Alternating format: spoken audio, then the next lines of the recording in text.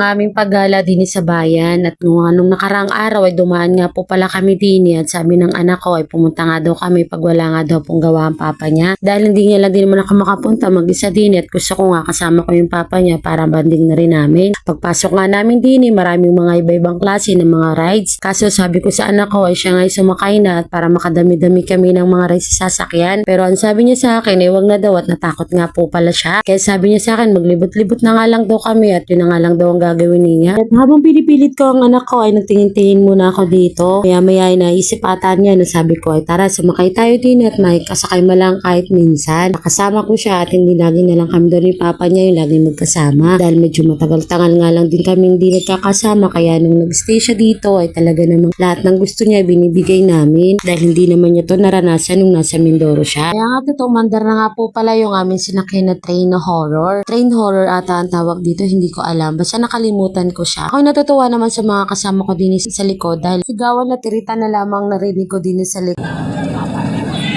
Grabe! Yun lang? Parang may ko naman talaga.